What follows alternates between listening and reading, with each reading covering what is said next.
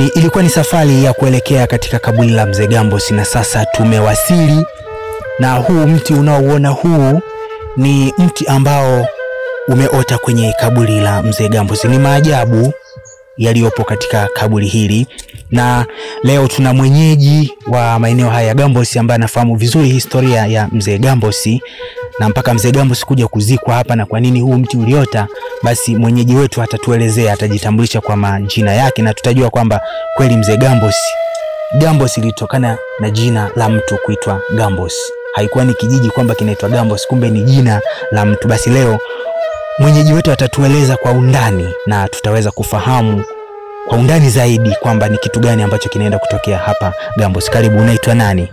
Mimi kwa jina naitwa Mabura Soji Madu.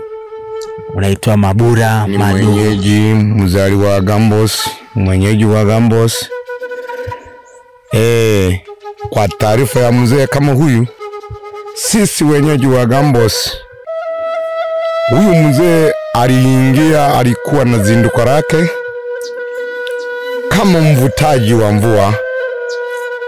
Walikuwa watu wengi waliokuwa wanamtegemea kwa kuwa alikuwa mwenyeji wa kuwa na madawa ya kusaidia watu kuleta hata mvua. Sio kuleta kwa amri yake, ni kutest kwamba nitafanikisha hili jambo. Kama Wasukuma tunasemaga ni mungemi emi wambula. Huyu mzee aliishi miaka nyingi sana hapa kijijini hapa. Ilikuwa porini hapa, hakuna mtu yeyote, watu walikuwa mbali mbali. Baada ya kutokea watu wakawa wengi, huyu mzee agafariki, agazikwa hapa hapa. Baada ya kuzikwa hapa hapa, ukatokea mti unaitwa msingisa.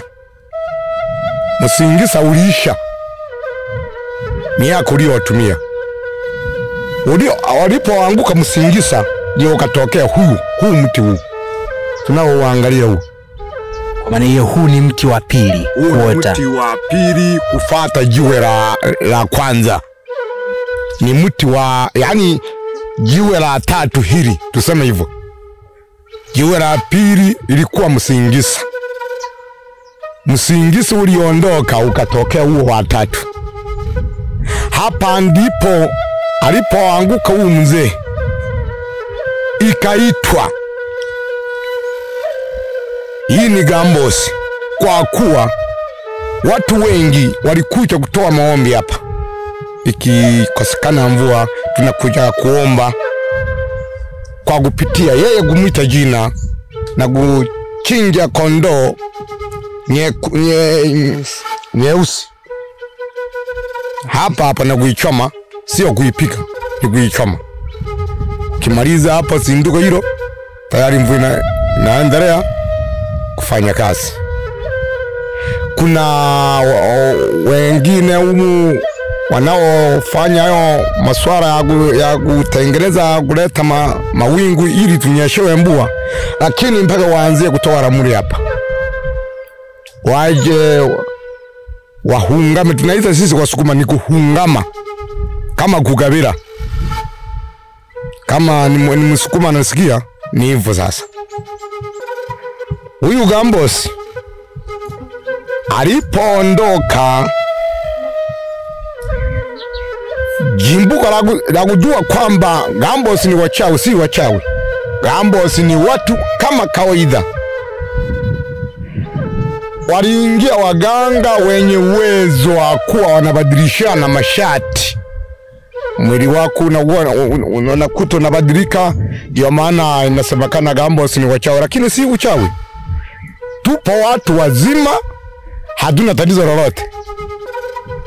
Na hakuna mtu aundanganye kwamba Gambosi ni wachawi. Ila baradi ni kijiji cha Gambosi kinaotambulika kwamba ni wachawi, sio wachawi. Kama wewe unataka kujenga nyumba, njoo ujenge. Soko liko huu. Una hela zako, njoo utengeneze. Kama unataka wenda kuzindua hata kiwanda, nunua eneo lako tu lenye watu hawana hatia yoyote. Uchawi sisi tunasikia kwa makabila huko, sijui Waha huko tunasikia kwa uchawi, lakini hapa hatujaona mazindiko yoyote. Uelewa wangu, naomba kama serikali inanisikia ijue kwamba Gambosi tuko wastaarabu, hatuna kesi yoyote, hatuna hatia yoyote. Ni watu kama sisi, kama nyinyi mnaokuja kututembelea hapa. Ni hivyo jamaa zangu, na waomba uwe makini tu, msiokope kwamba Gambosi kuna wachawi. Mimi nimekulia humu, sijafa mpaka leo. Watoto wangu wapo humu, baba zangu wapo humu, mama zangu wapo humu. Mauti akija ni ya Mwenyezi Mungu, sio kwamba amekufa mtu kwa uchawi, hamna.